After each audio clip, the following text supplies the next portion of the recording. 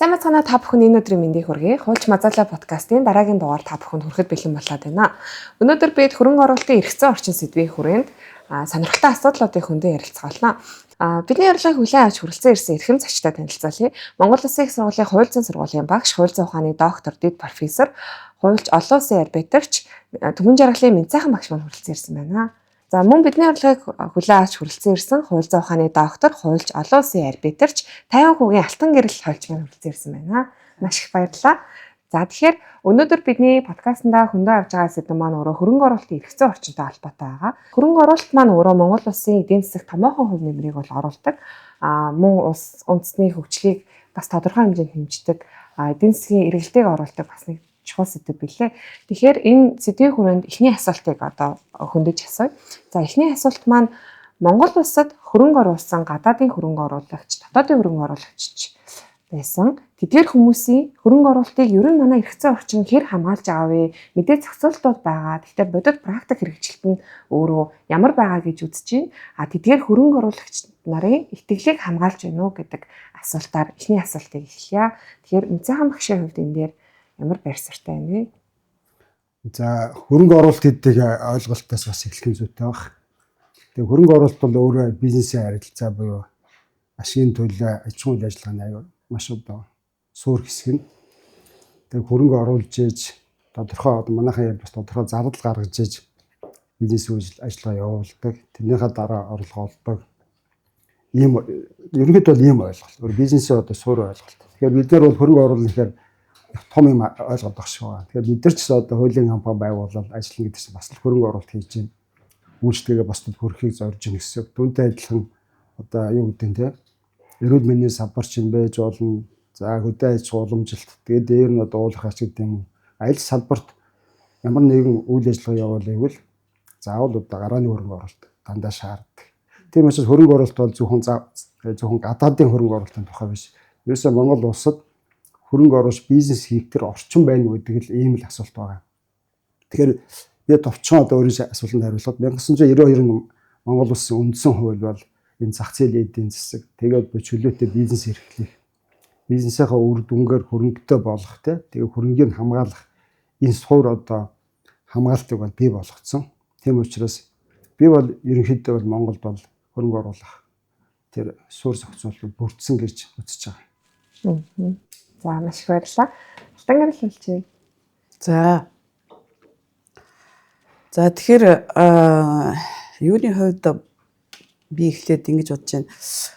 Монголын одоо онцлог бол их байдаг. За энэ онцлогийг бол зайлшгүй эхлээд ярих хэрэгтэй байх гэж бодож байна. Энэ юу гэхээр бид бол эдийн засгийн бүтцийн хувьд харах юм бол одоо дийлэнх экспортын бүтээгдэхүүн бараг 80-90% нь урагшаага буюу хятад улс руу чиглэсэн байна. За хоёр том гүрний дунд оршиж байна. За эрчим хүч болон одоо түлшний хувьд хойд хөршөөсөө хамааралтай. За ийм байна. За хүний одоо нөөцийн хувьд хүн ам их цөөтэй ийм улс байгаад байгаа. За дид бүтц сул хөгжсөн тийм ээ. За тэгэхээр цаг агаарын хувьд бас одоо хатуу ширүүн уур амьсгалтай. За ингэснээр бол одоо гадаадын төдийгүй дотоодын хөрөнгө оруулагчдад бас ийм амаргүй нөхцөл гэж хэлж болно. За тэгэхээр энэ нөхцөлд одоо биднэрт гадаадын хөрөнгө оруулалт бол асар чухал үүрэгтэй. Энэ бол эдийн засгийн хувьд бол одоо нэлээд одоо суур ийм ач холбогдолтой салбар байгаа. За эдийн засгийн өсөлт болон манай гадаадын хөрөнгө оруулалтыг харах юм бол шууд эерэг хамааралтай гэж судалгаанууд гардаг. Тэгэхээр бол бид нэр одоо ядуурлаас ангижрах эсвэл ядуурлыг бууруулах тийм ээ. За эдийн засгийн хөгжлийг дэмжих, за хөгжлийн дараагийн үе шатанд гарах дэд бүтцээ болон нийгмийн олон асуудлуудыг шийдэхэд гадаадын хөрөнгө оруулалт бол чухал үүрэгтэй ач холбогдолтой гэдэг нь бол харагдаж байгаа.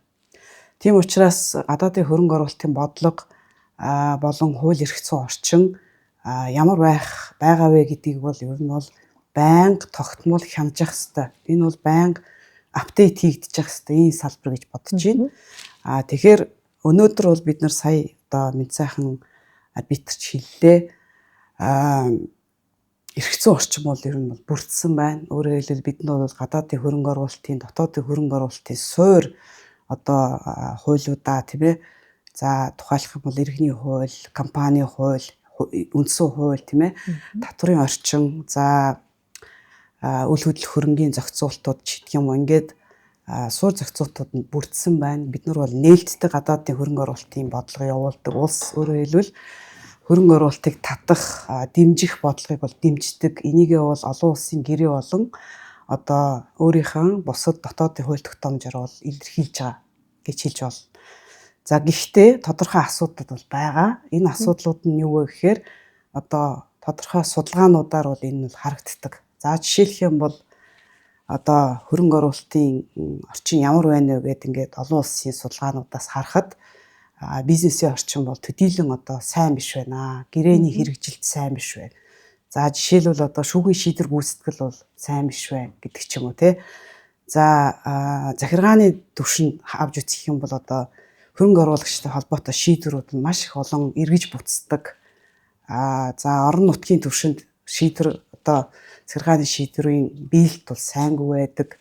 За тогтвортой одоо орчин байдаггүй. Өөрөөр хэлбэл олон дахин өөрчлөгддөг тийм ээ. Жишээ нь 2013 оноос хэрэгжиж байгаа хөрөнгө оруулалтын тухай хууль энэ хугацаанд 40 удаа нэмэлт өөрчлөлт олсон ч гэдэг юм. Ингээд асуудлууд бол нэлээд гардаг. За яг бодиттой практик дээр ямар асуудлууд тулгарч байна гэдэг шүүхийн шийдвэрүүдээс одоо жишээ нь харагддаг. Тэр нь юу вэ гэхээр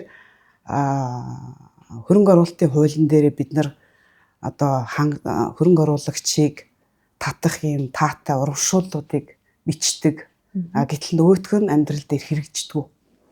Өөрөөр хэлбэл жишээ нь газрын тухай хууль дээр өөр зохицуулттай байж идэг. Тэгээ хөрөнгө оруулалтын тухай хуулиндаа жишээ нь үл хөдлөлттэй холбоотой ч юм газар эзэмших эрхтэй холбоотойгоор өөр зохицуултууд нь хоорондоо зөрчилддөг. Тэгээд шүүх бол жишээ нь тэрэн дээр бол газрын тухай хуулиа барай шийддэг ч гэдэг юм уу те. Эсвэл одоо хөрөнгө оруулалтын тухай хуулинд таатай орчин татврын урамшууллыг бичдэг боловч яг одоо практик дээр татврын хуулиа барай захиргааны эрхийн шүүх нь шийддэг. Тэр утгаараа нөгөө татврын хуулиндаа зохицуулагддаг байсан зүйл нь хөрөнгө оруулалтын тухай хэдийгээр сайхан юм амлаад байгаа боловч бодит амьдралдаа бас хэрэгждэг. За ингээд энэ олон хуулийн уялдаагүй одоо зөрчилтэй энэ заалууд нь юу харуулж байна гэхээр нөгөө хөрөнгө оруулалтын энэ орчин маань хэдийгээр таатай гэж хэлэгдэж байгаа боловч бодит амьдрал дээр одоо асуудал дагуулж байгаа ийм зүйлд бол нэлээд байгаа.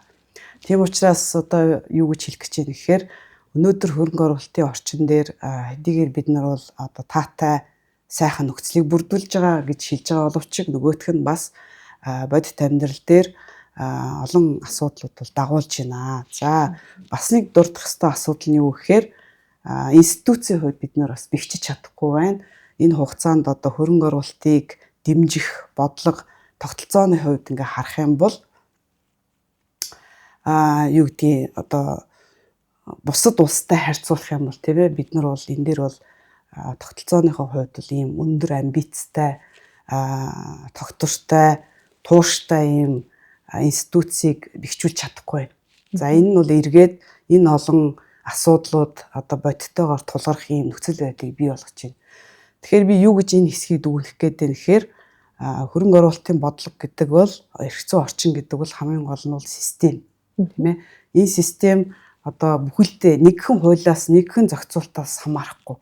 Энэ бол бүхэлдээ ажиллаж ийж одоо хөрөнгө оруулалтын орчныг бид нар сайн муу гэж ярих учраас энэ одоо тогтолцооныхон хүрээнд бид нар бол одоо нэлээд олон улаан гэрэл асцсан байна. Нэлээд олон анхааруулах шар гэрэл асцсан байна л гэж харагдаж байна. За дэлхий охин маш их баярлалаа. За яг энэ асуудалтай холбоод дараагийн асуултаа бол асууя. Одоо хөрөнгө оруулалтын тухай хуулийг шинжилэн найруулах шаардлагатай хэд хэдэн асуудлууд байгааг ингээ хөндөд төслүүд бол ингээ явж байгаа тийм ээ. За тэгэхээр та бүгдийн хувьд одоо яг энэ хөрөнгө оруулалтын тухай хууль дээр ийм агуулгаар өөрчлөлт хийх шаардлагатай байна гэж бодсон. Та бүгдийн яг өөрсдийн гэсэн байр суурь юу байгаа вэ? Ямар одоо агуулгыг хэрхэн зохицуулах нь өөрөө зүйтэй гэж үзэж байна вэ? За энэ асуултаа шигсайхан багшаас эхлэхэд асууя. Тэгээ хөрөнгө оруулалтын эрх зүйн орчин гэхээр нэлээд одоо өргөн хүрээтэй. Тэгээ сая ийм цогцсон ойлголт.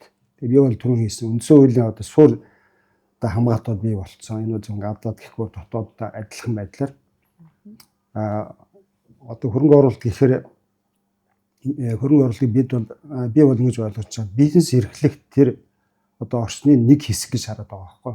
Тийм учраас хөрөнгө оруулалтын хуулийг орчныг сайжруулах гэхээс илүүтэй бизнес эрхлэх орчноо Монгол бас сайжруулах хэрэгтэй. Тэр нь гадаад байна уу, дотоод байна уу яг адилхан. Тийм учраас хөрөнгө оруулалтын хуулийг сайжруулах гэхийн хамгийн ихний асуудал бол ерөөсөө бизнесийн орчин яаж сайжруулах вэ гэж ийм асуудал байна. Бизнесийн орчингээ ярил энэ төр маш олон юм яригдана л да. Бидний ярьдаг одоо юу гэдэг бизнесийн эрхчлөлийн асуудал, зөвшөөрөл, ялангуяа зөвшөөрлийн тогтолцоо байна. Зөвшөөрлийн тогтолцоог дагаад зөвшөөрлийн хууль бол батлагдаад одоо 3 жил болж шинэ бол. Тэгээд тэрийгэ дагсан одоо маш одоо маргаантай зүйлүүд байж байгаа. Яг одоо салбар хуулиудаар маш олон зөвшөөрлийн одоо дэд төрлүүд зөвшөөрөл олгодог. Тэр дарга механизм юу гэдэг нь журмуудаа бол нэлээд өөрөөр зохицуулсан. Засгийн газар сүүлийн 2 жил зөвшөөрлийн хуулийг энгийн болгох, хүн сурталчилгааг багасгах тухай яриад байгаа хэрэг бодиттой үр дүн хүрэхгүй байгаа. Тэгэхээр энэ зөвшөөрлийн маш хүн тогтолцоог дагаад энэ ч улам ингээл өөрийг үржүүлээд байдаг хүн суртал үүр байхгүй. Энийг дагаад Монголд одоо авилга ерөөсө буухгүй байгаа ч ерөөсөө л зөвшөөрөлтэй холбоотой. Энэ зөвшөөрлийг олгодог нөгөө төрийн байгууллагууд тэрийг дагсан маш олон комиссууд ажилладаг. Энэ гаруй хэсэг дагсан баахан авилгууд байгаа байхгүй. Тэгээ энийг сайжруулахгүй бол бид хөрөнгө оруулалт яриад гадны хөрөнгө оруулалтыг татна ч гэдэг юм уу дотоодын хөрөнгө оруулалт дэмжин гэхээр бол их түүхтэй. Тэгээ би бол ялангуяа энэ бизнесийн орчны энэ чөлөөт байдал зөвшөөрөл тогтолцоог бол энэ дээр одоо сайжруулах хэрэгтэй шаардж байгаа. Хоёрдугаарт нь мэдээж татварын асуудал байгаа байхгүй. Тэгээ татварын орчин өөрөө бизнес эрхэлж байгаа хүмүүстэй ойлгомжтой. Дээр нь одоо юу гэдэг нь зохистой байх хэрэгтэй. Огт татвар биш тийм. За дараа нь одоо юу гэдэг нь татварын байгууллагууд одоо та нар сонсч татварын байгууллагатай холбоотой дан саадаг аж ахуйн үйлчлэгэнд одоо ингэ хөндлөнгөө шүүхийн одоо зөвшөөрлөг ордог тийм. Тэр байдлыг бид одоо өөрчлөхгүй бол энэ болохоор байсан цаг. Дараа нь одоо том юм бол хөдөлмөр эрхлэлтэй харилцаа байгаа. Тэгээ хүмүүсийг ажилд авахтаа болуулаад хөдөлмөрийн өсөлт доод хэмжээ тогтоож байна. Нэр нийгмийн даатгал гэж айгүй том одоо шүүмжлэлт агуулж байгаа хэсэг байгаа. Тэр нэг талдаа нийгмийн даатгалч юм шиг нэг талдаа зарим хүмүүс чинь бараг татварын систем болцсон байна гэж чинь тийм. Тэгэхээр өөрөөр ийм бизнес эрхлэлт таатай ийм орчингууд одоо ингээд цаашаа зөндөө олон юм байгаа. Наад зэн түрүүний ярьдаг үе гэрээнийхээ үүргийг одоо биелүүлэх хэрэгтэй.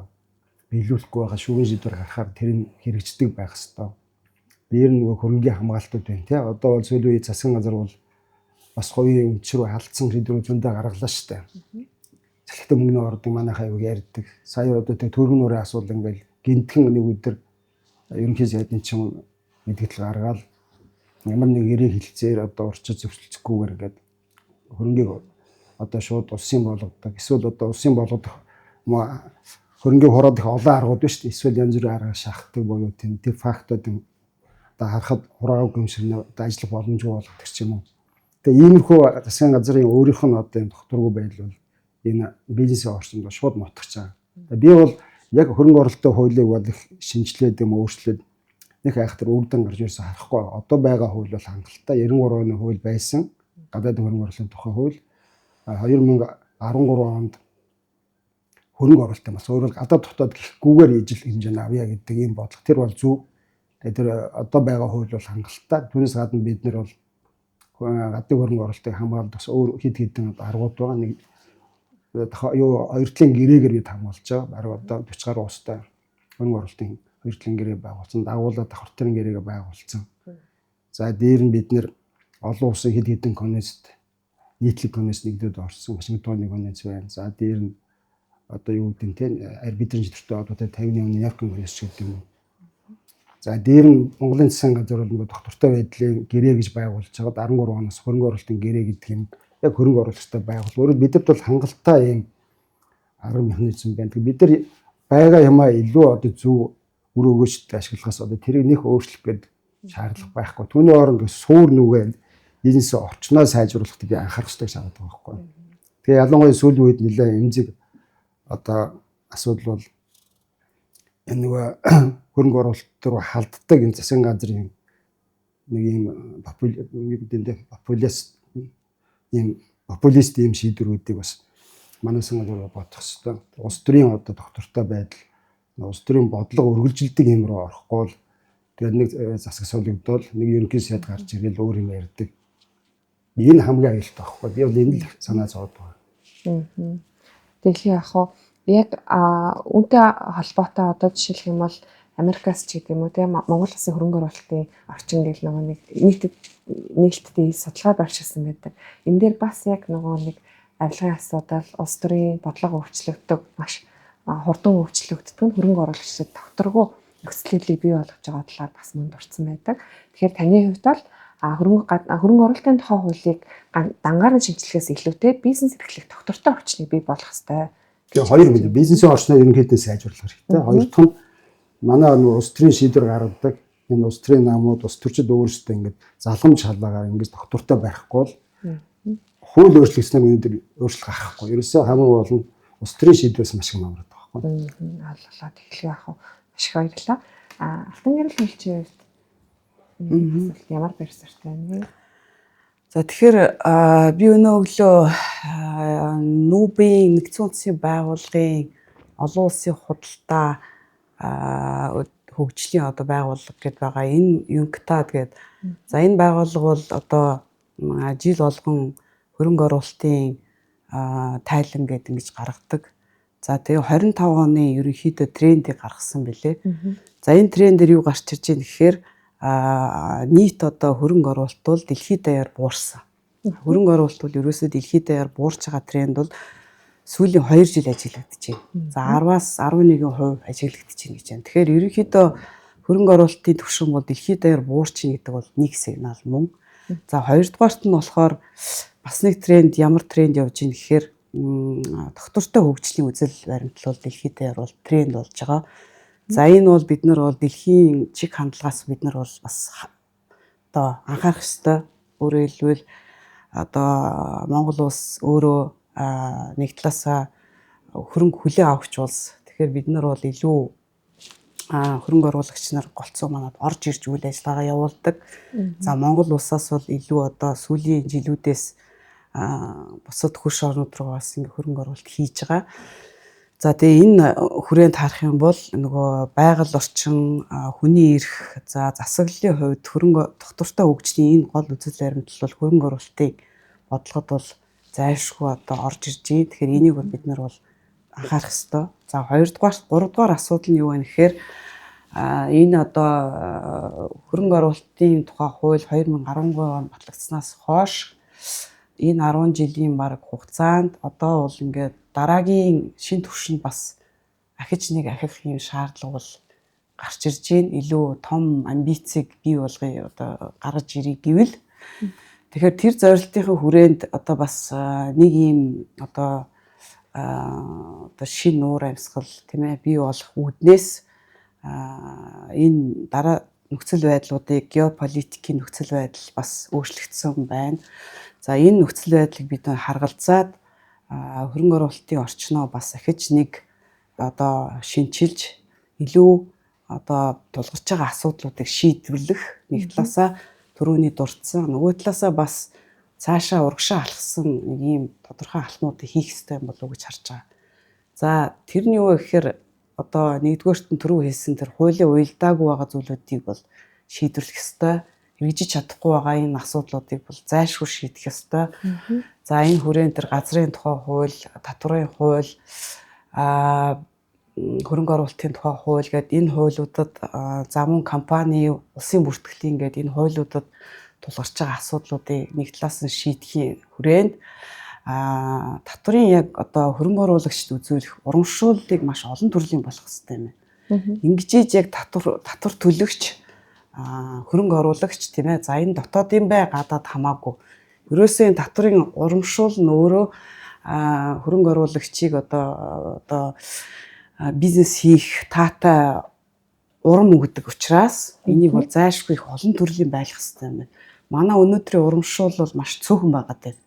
Тэгэхээр энэ дээр одоо төрлийн олон болох хэрэгтэй байна. Жишээлбэл одоо бизнесийг анх эхэлж байгаа. За ямар салбарт одоо бизнесийг эхэлж байгаас хамаарат тийм ээ.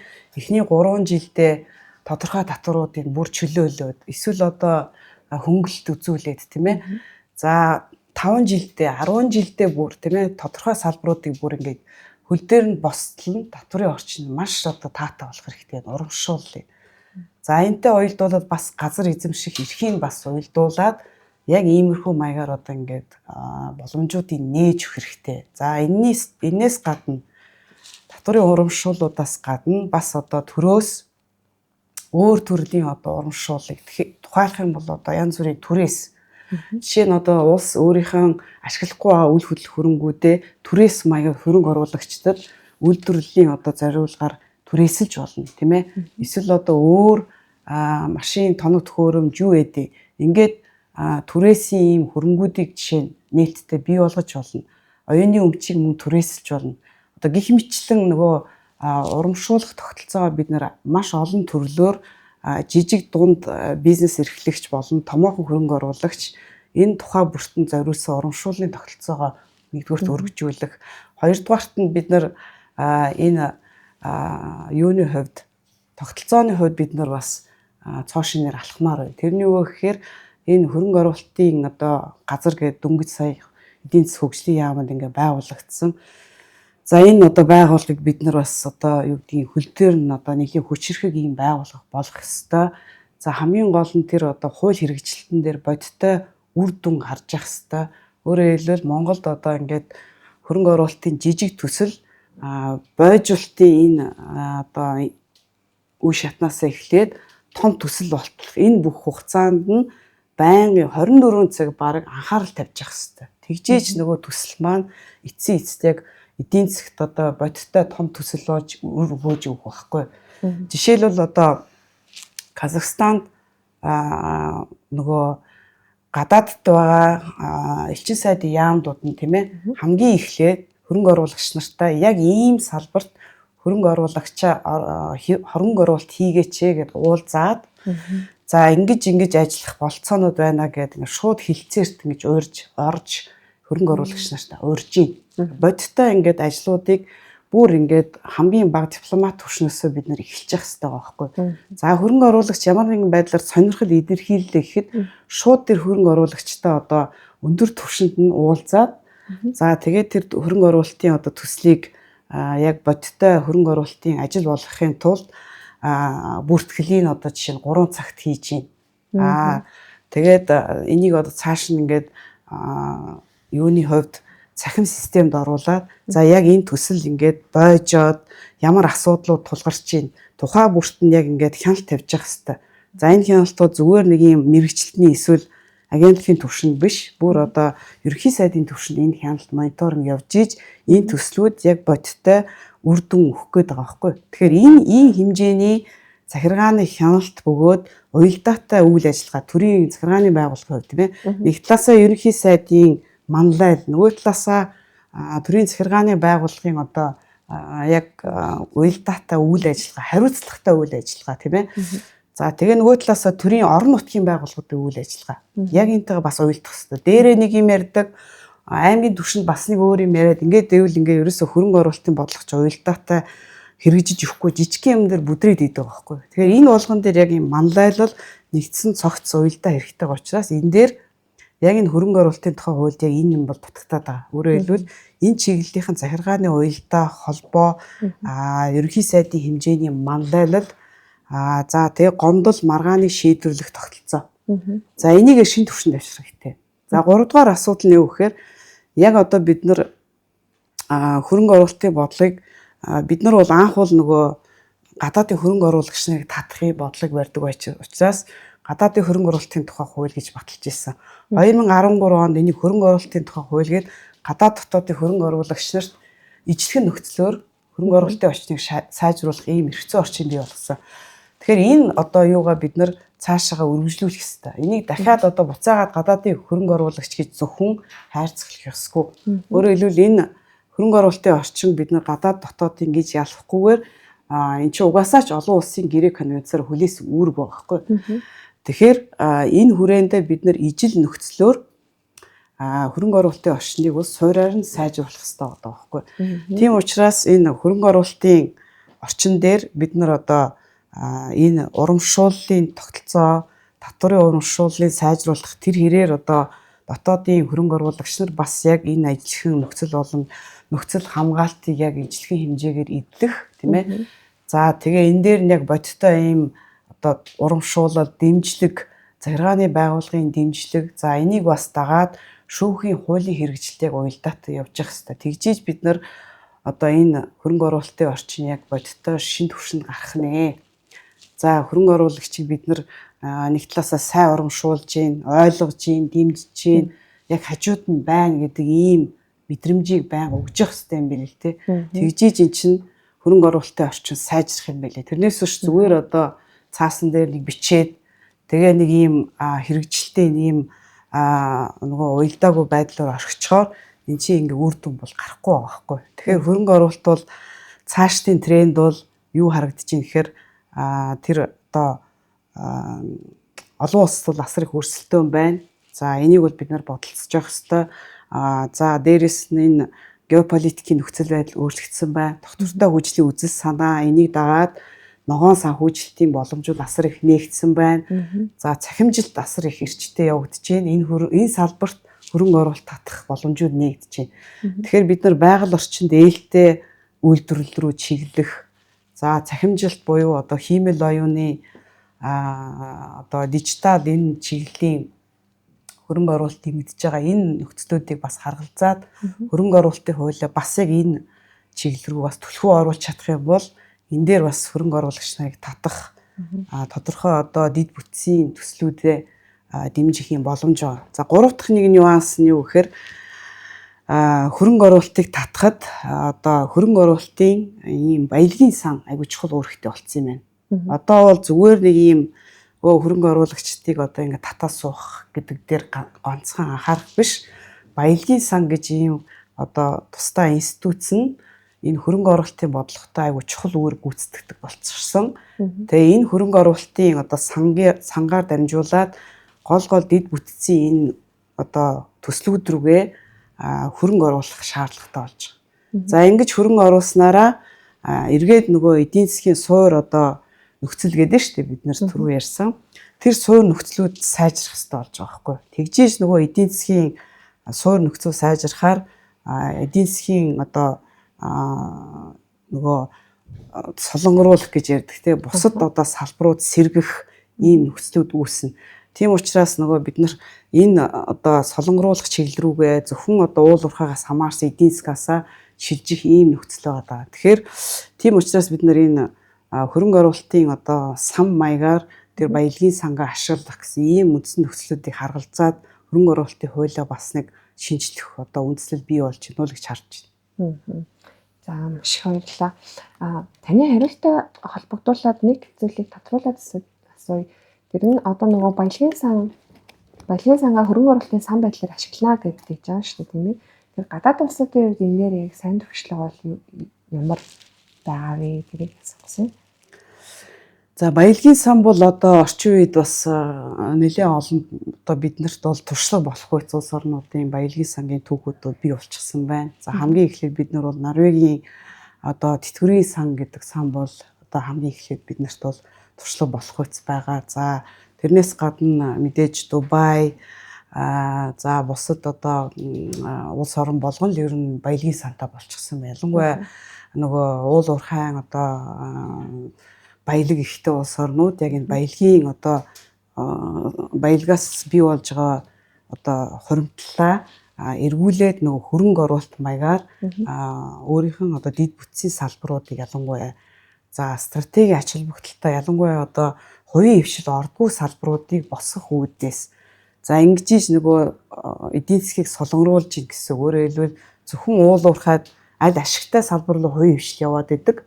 Гэтэл төр нөгөө өөрийнх нь хөрөнгө оруулалтаараа дамжуулаад яг одоо ийм суур дид бүтцийн төслүүдийг санхүүжүүлснээр жишээ нь төмөр зам тээвэрлэлттэй за худалдааны ялангуяа одоо ийм чухал занглаа руу Монгол улсаас нэвтэрч чадахгүй. Өөрөөр хэлбэл бид нар чинь нөгөө их аслагдсан байна шүү дээ. Одоо хоёрхан хөрштэй.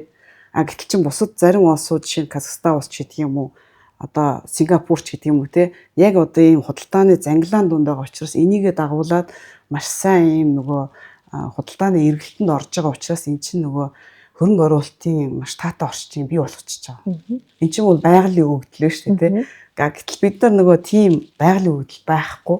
Гэхдээ энэ дээр одоо юу гэдгийг эн чинь бол нөгөө юуны юу лээ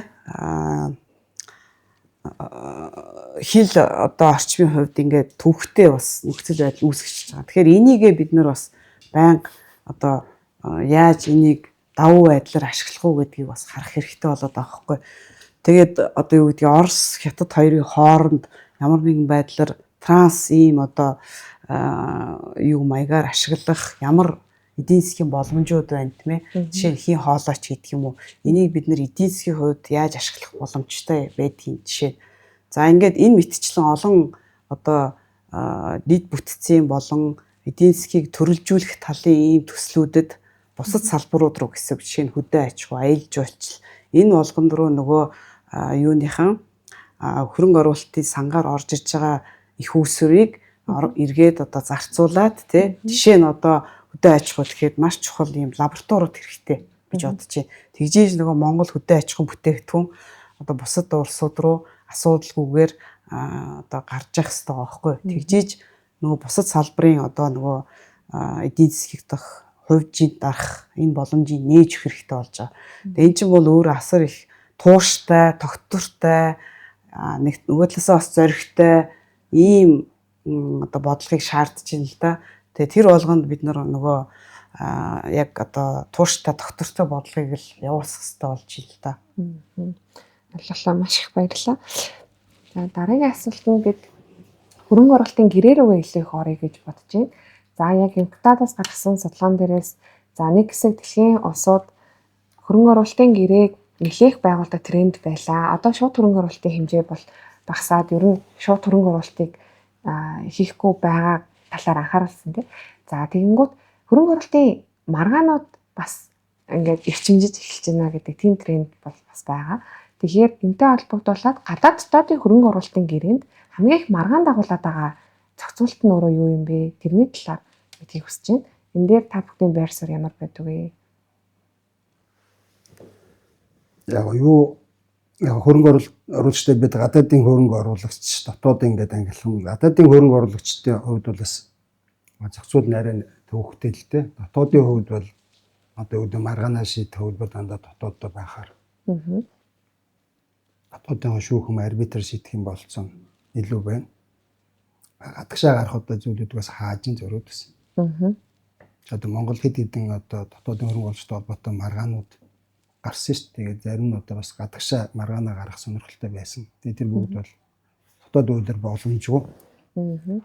Яа гадаадын хөрөнгө оруулагчтай хувьд саяны хэлдэг нөгөө хоёр талын гэрээгээр маргааныг дандаа арбитраар гадна өөр хөндлөгийн төлөв шийдвэрлэх юм болцоо байгаа. Тэр бол цаашдаа алга болохгүй л дээ. Зүгээр ямар асуудал яригдж байгаа нэхэр зэрэг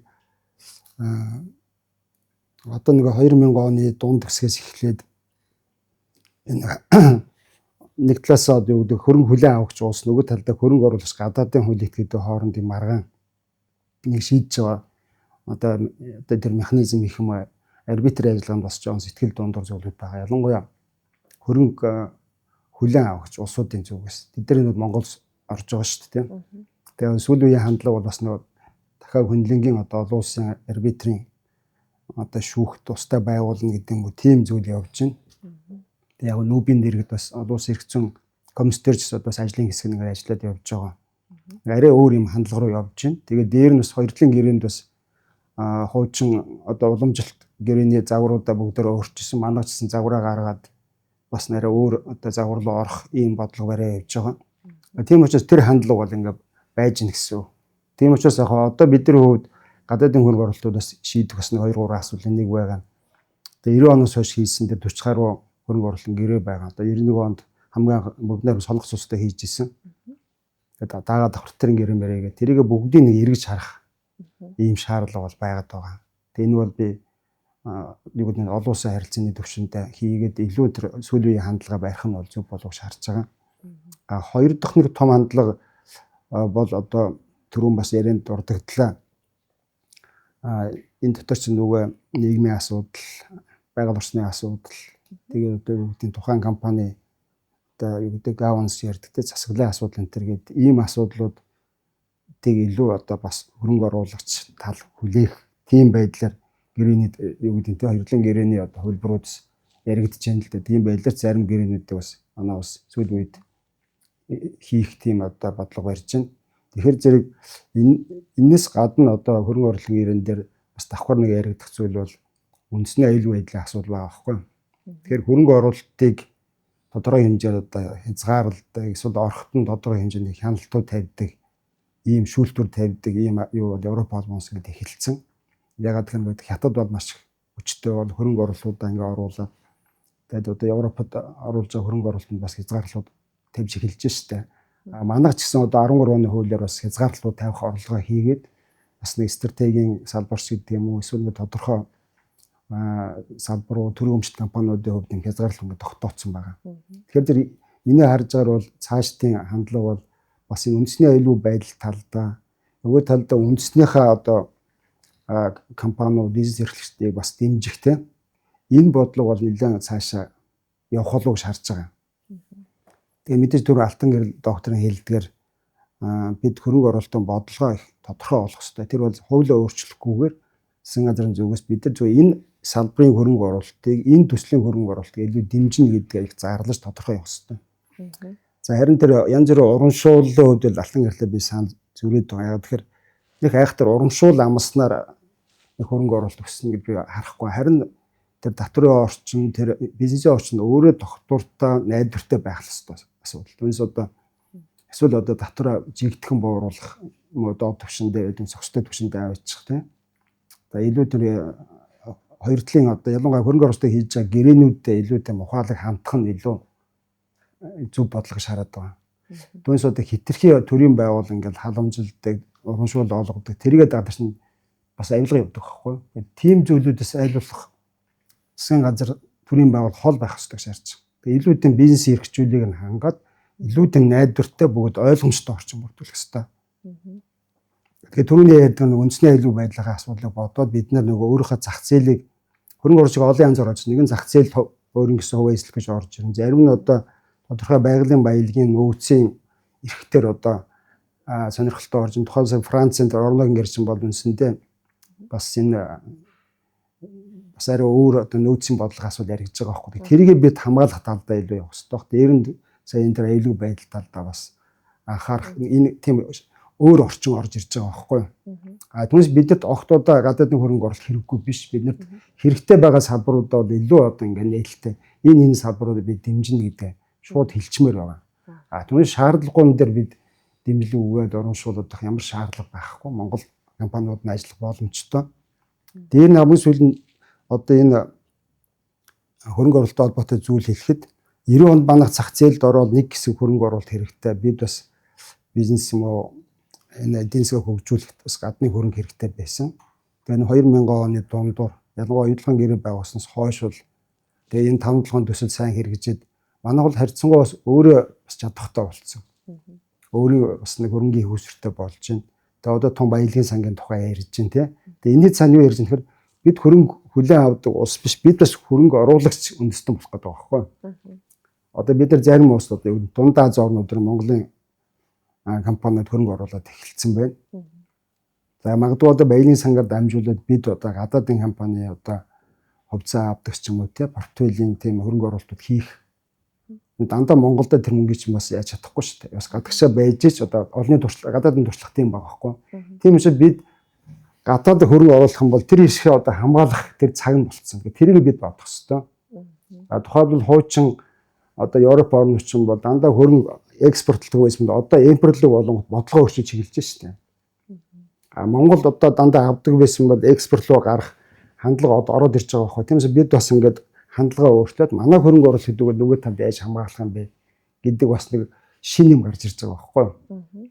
Тэгэхээр бид нь бас одоо тийм одоо орчин цаг бол бас тийм нээлттэй Монголын одоо төрийн хөгжөлтөр хөрөнгө оруулалттай үед хайтаан болж байна л та. Тийм учраас энэ чиглэлээ саяны ярьдаг зүйлүүдийн хүрээнд л бид хөрөнгө оруулалтаа илүү орчин ойлоо сайжруулж ярих нь зүйтэй байна. Маш их баярлалаа. За таны одоо энэ хөрөнгө оруулалтын гэрээний гол маргаан дагаалаад байгаа асуудлын хувьд ямар байр суурьтай вэ? Тэгэхээр түрүүн бас дурдсан хөрөнгө оруулалтын орчин гэдэг бол манайд бол бас өргөн олон одоо эрх зүйн хэрэгслэр бид нар бол хөрөнгө оруулагчтай хамгаалж хамтран ажиллаж байгаа гэж хэлж болно. За нэгдүгээрх нь бол олон улсын гэрээ хэлцээр байна. За энд бол маш олон тооны одоо хоёр талт болон олон талт гэрээ конвенцууд байж байна. За дотоодын одоо бие даасан хууль гэж байна. Хөрөнгө оруулалтын тухай хууль болон бусад одоо чөлөөт бүсгийн гэдэг юм ингээд хууль тогтоомжууд бол нэлээд байгаа. За тэрнээс гадна яг одоо хөрөнгө оруулагчтай нэг бүрчлэн нөхцлүүдэд тохирох боломжтой урт хугацааны доктортой хөрөнгө оруулалтыг дэмжих ийм одоо бие даасан гэрээ байгуулж байгаа. За ингэснээр хөрөнгө оруулагчтай бол ийм бие даасан гэрээ байгуулж байгаа нь хит хитэн зүйл дээр бол ач холбогдолтой байгаа нь одоо тэр татварын орчин нь бол докторжуулах тийм ээ ийм 500 тэрбумаас дээш хөрөнгө оруулалт хийж байгаа нөхцөлд бол доктортой эдлийн буюу одоо энэ татварын хувь хэмжээг одоо урт хугацаанд 30 жилийн хугацаанд жишээ нь 30 жил хүртэлх хугацаанд бол доктортой байдлах ийм амлалтыг бол одоо манай төр бол хүлээж авч байгаа. За энэ бол маш одоо таатай ийм нөхцөл байдаг. За үүнээс гадна мэдээж хөрөнгө оруулалтын гэрээгээр олон зүйлийг бол тохирч болдог. Гэхдээ энэ гэрээ бол өөрөө бол холимог гэрээ гэж үзэгддэг. Өөрөөр хэлбэл энэ бол нэг талаасаа ерөнхийдөө бол захиргааны гэрээ, өөрөөр хэлбэл нийтийн эрх ашигын үүднээс одоо зохицуулагддаг, тайлбарлагддаг ийм одоо гэрээ байгаа. Тэгэхээр энэ гэрээнд бол зөвхөн хөрөнгө оруулагчийн одоо эрх ашиг үүрэг гэхээс илүү бас одоо түүний үүрэг нийтийн эрх ашигын энд яаж хамгаалах вэ гэдэг нь бол яалтчгүй харгалзаж үзэх ёстой асуудал мөн. Тэгээ бид нар энэ дээр бол бас нэлээд одоо гэрээнүүд дээр энэ дээр бол цаашдаа анхаарах юм шаардлага үүссэн гэж харагддаг. За юуны хувьд болохоор бид нар ямар маргаанууд яасан бэ? За энэ хугацаанд буюу 1990 оноос хойш 30 жилийн хугацаанд Монгол улс гадаадын одоо нийтдээ бараг 6-аас 7 хөрөнгө оруулалтын маргаанд бол хариуцагчаар оролцсон байгаа. За бас дийлэнхт нь би өөрөө бас хуульчийн хувьд оролцож явж исэн, ажиллаж исэн. Тэгэхээр энэ маргаануудтай холбоотойгоор бол бас нэлээд олон одоо туршлага хуримтлуулсан. За дийлэнх одоо маргаанууд юунаас болдог вэ гэхээр бол олон улсын гэрээ конвенц үндэслэж бий болдог. Монгол улсын засгийн газрыг хариуцагчаар дуудахтаа гэрээний үүрэг олон улсын гэрээ конвенцаар хүлээсэн үүрэг буюу одоо хөрөнгийг хураахгүй байх үүргээ зөрчсөн гэж одоо маргааны үүсгдэг. За хөрөнгө хураах асуудал дээр жишээ нь ямар асуудал гардаг вэ гэхээр одоо 2-3 маргаан дээр нь жишээлбэл одоо та бүхэн мэдэх бах нөгөө хаан resources гэдэг Канадын хөрөнгө оруулагч, China Heilongjiang гэдэг одоо Хятадын хөрөнгө оруулагч гэдэг ингээд энэ хөрөнгө оруулагч нартай холбоотой маргаа юу байсан бэ гэхээр тусгай зөвшөөрлийн цуцлалттай холбоотойгоор маргаа үүсгээд ингээд Монгол улсыг одоо жишээ нь арбитр дуужсан. За энэ бол одоо жишээ нь ер нь бол энэ олон улсын хөрөнгө оруулалтын эрх зүй гэдэг бол олон улсын одоо захиргааны эрх зүй гэж тооцогдож нэрлэгддэг. Өөрөөр хэлбэл олон улсын эрх зүйн түвшинд саяны одоо төрийн байгууллагын гаргаж байгаа үйлдэл нь өөрөө нийтийн эрх зүйн хэм хэмжээг зөрчиж гин үгүй юу гэдгийг одоо олон улсын эрх зүйн үүднээс нийтийн эрх зүйн үүднээс дүн шинжилгээ хийдэг гэсэн үг. Одоо энэ маргаанууд дээр тийм ээ. За энэ үүднээс бол энэ одоо асуудлыг бол авч үзсэн гэсэн үг. За ингээд нэг талаасаа ийм маргаанд үүссэн. За Алтан дорн Монгол гэдэг одоо Оросын холбооны улсын хөрөнгө оруулагч Павшоктой холбоотой маргаан жишээ нь байсан. За энэ маргаан дээр болохоор нөгөө 68% татвар буюу одоо алт зэсэн ногдуулсан гинтийн ашигын татварыг бол одоо хөрөнгийг шууд бусаар одоо хурааж авсан гэж одоо маргаан үсгэж ирсэн. Тэгэхээр энэ дахиад нэг зүйлийг би тодруулах гэдэг юм гэхээр хөрөнгийг хурааж авах асуудал бол олон улсын одоо хөрөнгө оруулалтын эрх зүйд нэг талаас шууд хураан авах гэж нэг байна. Нөгөө талаас шууд бусаар хураан авах гэж бас байгаа. За энэ шууд бус хураан авахд бол жишээ нь одоо шинэ хууль батллаа. Энэ нь одоо хөрөнгийн шууд бусаар хурааж авах ийм нөхцөл үүслэе гэж хөрөнгө оруулагч маргасан. За энэ юу харуулж байна гэхээр тэр нөгөө шууд хурааж аавна гэдэг бол одоо жишээ нь мэдсайхан арбитрч байгаа усыг би шууд ингээ хурааж авчихин тийм ээ. Өмчлөлийн хувьд ингээ шилжиж гин тийм ээ. Энэ нөхцөлд бол яалтчгүй одоо бид нар үндсэн хуулиндаа хөрөнгө хурааж авсан нөхцөлд яг улс нөхөх олгор өгөх ёстой гэж зохицуулсан байж байгаа. Шууд бусаар буюу ямар нэгэн хууль гаргаад тэгтээ ямар ч байсан энэ мэдсайхан одоо арбитрчийг үйл ажиллагаа явуулах боломжгүй эсвэл ямар нэгэн байдлаар ингээд шууд хураан авахтай ижилхэн нөхцөл байдал оруулж байгаа бол энийг одоо шууд бусаар хурааж авсантай ижил үзэж байгаа нөхцөлд нөхөх олгорын асуудал бас яригдчихэж байгаа. За тэгэхээр энэ зохицуулт бол манад одоо чинь үндэсний хууль тогтоомж бол байхгүй. Гэхдээ захиргааны ерөнхий хуулиар энийг бол нөгөө төрийн албан агч хууль бус үйлдэл гэдэг юм бас байгаад байгаа. Иргэний хууль нь ч гэсэн. За энэтэй холбоотойгоор жишээ нь хууль бус үйлдэлээс үүдсэн хохирлыг иргэний хуульд бол одоо нөхөх олгорын зохицуулт байгаа. Гэхдээ энэ зохицуултууд маш хангалтгүй. Өөрөөр хэлбэл одоо ингээд шууд бусаар ямар нэгэн одоо үйл ажиллагааг төрийн албан агч олон янзаар сатааруулдаг, зөвшөөрлийг одоо ингээд өгөхгүй удаашар болгох юм те. Эсвэл одоо ингээд яах нь мэддэхгүй хариу өгөхгүй алгуулцдаг. За тэгээ энэ хугацаанд чи хөрөнгө оруулагч чинь бол нөгөө зээл авчихсан минут цаг тутмаар хүүн явж идэг те. Цаг хугацаа алт байж яхад манай одоо жишээ нь төрийн албан агч жишээ нь энэ дээр ингээд удаашарч ивэл яах ёстой юм бэ гэдэг ч юм уу те. Тэгээ ингээд энэ бол өөрөө ингээд хууль бус үйл ажиллагаа болох уу? За нэг талаасаа нөгөө талаасаа энэ нь одоо урт хугацаанд үргэлжлээд хөрөнгө оруулагчид ноцтой тохирол учруулж ивэл шууд бусаар хураан авахтаа ийм ижилхэн одоо нөхцөл байдал үүсэж гин үү? За энэ нөхцөлд нөхөх олгол олох уу?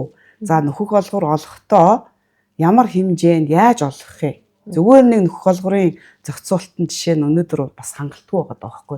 Ер нь бие даасан хууль энэ дээр байх ёстой гэд олон жил бид нэр ярьж байгаа. Гэтэл одоо бие даасан хууль байхгүй. Тэгээ энэ дээр бол одоо иргэний хуулийнхаа зүйл залтыг барьдаг. Иргэний хуулийн зүйл залт бол хангалттай зохицуул бас болж чаддгүй.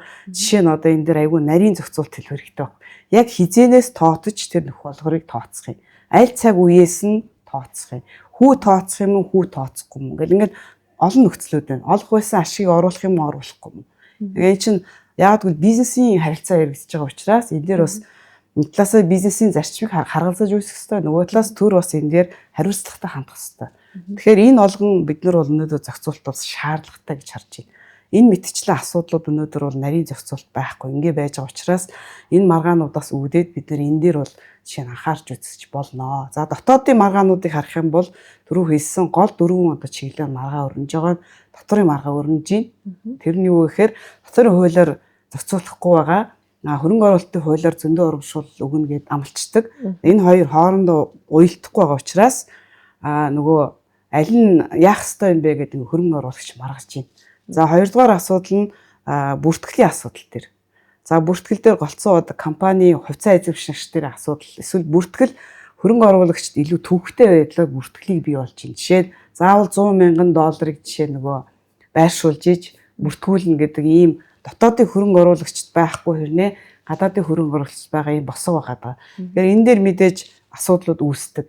За хоёрдугаарт нь газрын одоо хуулиар тусад нь өөр зохицуулцдаг. Газар эзэмших одоо хугацаа 5 жил гэж идэг хөрөнгө оруулалтын хуулиар түрүүн бол жишээ нь 60 жил 40 жил гээд ингэ байж идэг. Тэгээ хөрөнгө оруулалт ч өөрөө янз бүрийн хөрөнгө оруулалтаас хамаарат урт хугацааны хөрөнгө оруулалт байх нь илбэг байж идэг. Тэгэхээр энэ дээр газар эзэмшигчдийн асуудал дээр бид нар бас одоо их зохистой хувилбарыг гаргаж ирэх хэрэгтэй болж байна. За тэгээд компани тухай хуулиар маш олон бас асуудлууд үүсэж байна. Гэх мэтлээ ингээ харах юм бол энэ дотоодын маргаанууд дээр үүсэж байгаа энэ зүйлүүдийг бид нар бас одоо анхаарч үзэх хэрэгтэй юм байна гэдэг нь бол харагдаж байна. За ойлголоо маш их баярлалаа.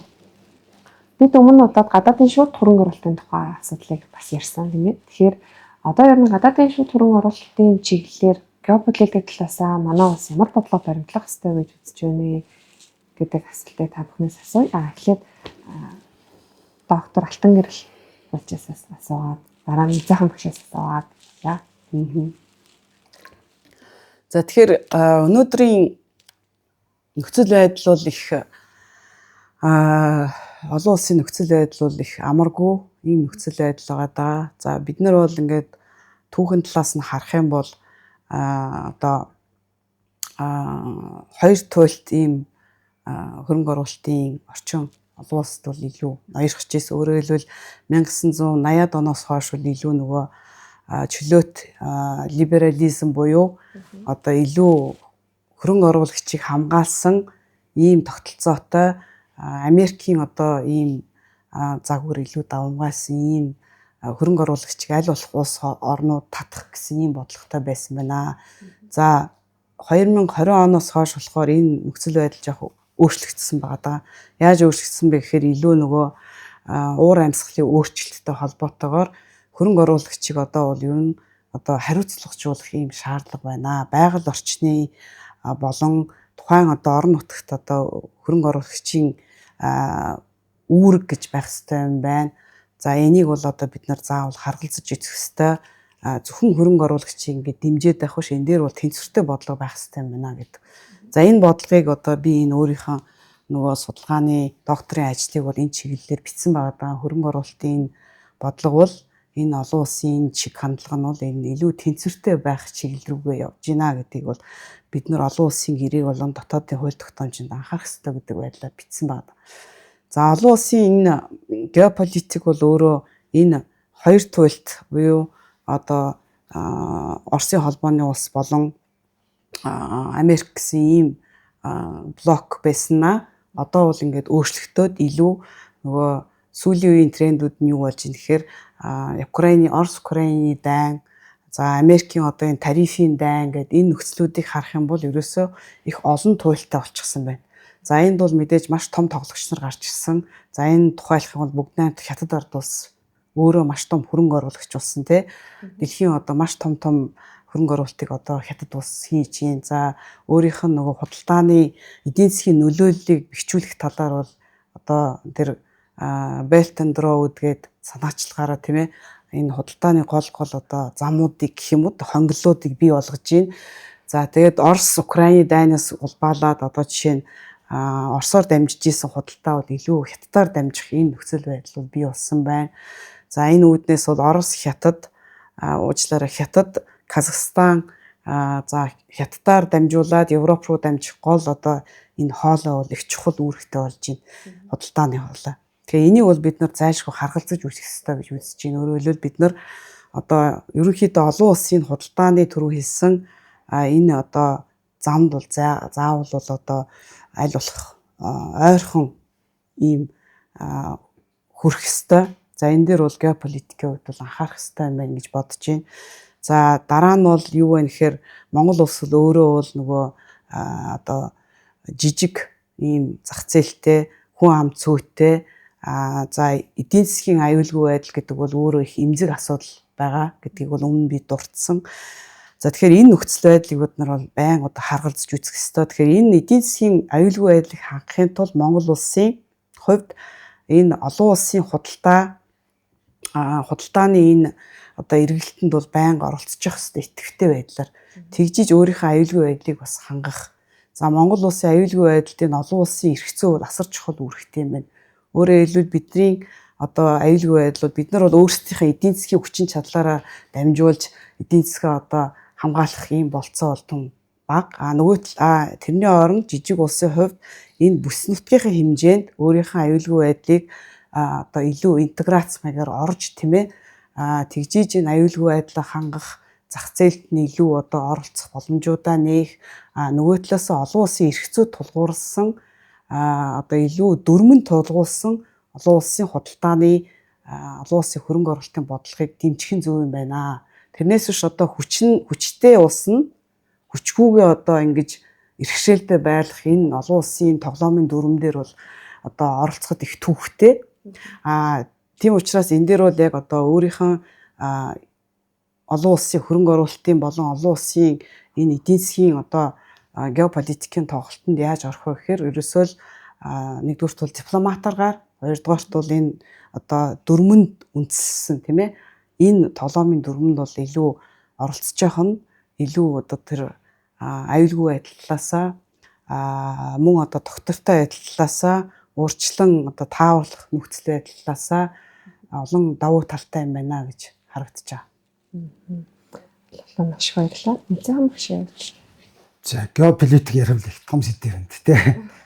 Тэгээ би бас түрүүн санаа хийсэн шүү дээ. Үндэсний аюулгүй байдал, үндэсний одоо бизнес эрхлэгч өөрсдийнхөө одоо бизнес эрхлэгчнэрээ бас дэмжих бодлого. Ялангуяа гадаадын хөрөнгө оруулалтаа бас уялдаж явах хэрэгтэй гэдэг санаагаа түрүүн хийсэн. За дээр нэмэд хэлэхэд бол мэдээж энэ геополитик буюу энэ цаана бол манай гадаад улс төрийн бодлого явах одоо их холбоотой. За манай бол хоёр хөрштэйгээ сайн харьцаатай байгаас гадна 3 дахь хөршийн бодлогоо бас баримтлаа гэдэг бол ил тод мэдэгддэг. Тэгэхээр энэ хүрээнд бид нэр юу гэдэг нь 3 дахь хөршийн одоо бас тодорхой хэмжээний хамтын ажиллагаа эдийн засгийн сонирхлыг бол бид бас дэмжиж явах хэрэгтэй. Тэр утгаараа 2009 оны одоо оюутлын гэрээг бас энд дурдах хэрэгтэй.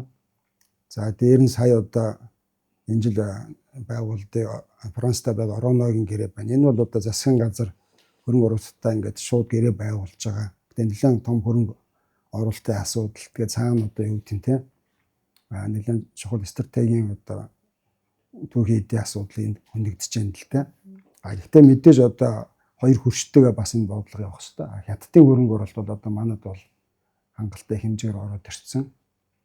Манай экспорт ялангуяа экспортыг бол үндсэндээ хятад руу чиглэдэг. За Орос талтаа бол миний харж байгаа сүүлийн үед бол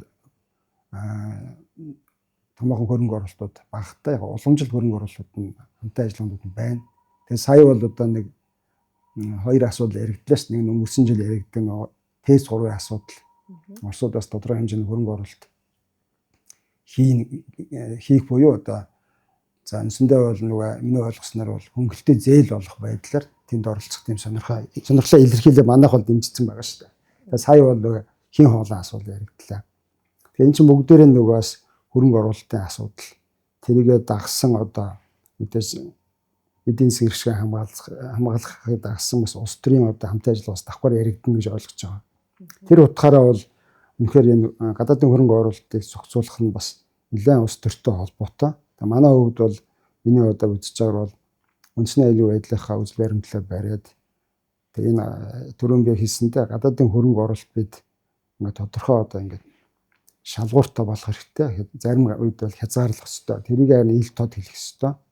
За тэгээд гадаадын хөрөнгө оруулалт татах төслүүдээ бол харин ил тод зарлаж энэ салбартаа энэ төсөл дээр одоо хөрөнгө оруулагч хайж ийнэ гэдгээ мэдэгддэг. Энэ системээр явбал одоо өөрөөр нэг удаагийн шинжтэй шийдвэрүүдээр явах нь шүү дээ. Тэгэх юм бол яг манайх өөрөө нөгөө эдийн засгийн чадвар улс төрийн нөлөөний хувьдас харьцангуй бас хөшөөтэйг харьцуулах нь бол бага учраас ийм бодлого барьсан зүг болгож бодож байна. Зүгээр эрх зүйн орчнууд бол энд нэг айхтар энэ зориулж бол эрх зүйн орчноо өөрчлөд байх би шаардлагагүй болго шаард байна л дээ. Бид түрүүний хэлдгээр ерөнхий эрх зүйн орчныг сайжруулаад тэр нь одоо аль ч одоо хөрөнгө оруулагчтай бол нээлттэй яг л дотоодын хөрөнгө оруулагчтай адилхан дотоодын үндэсний дэглэм гэсэн үг. Үндэсний дэглэмээ олгоод явдаг. Том төслүүд дээр бол яг ийм байдлаар явах хэрэгтэй болж харж байна. Тэг яг манай ч одоо яг газрын тосны бүтээгдэхүүн хуваах гэрээ бас нэлээд олон газар олон гэрээ байгуулсан. Тэг хөрөнгө оруулалтын гэрээ ингээд байгуулсан. Тэгээд яг урт хугацаанд бол одоо би бол нэг засгийн газар өөрөө ингэж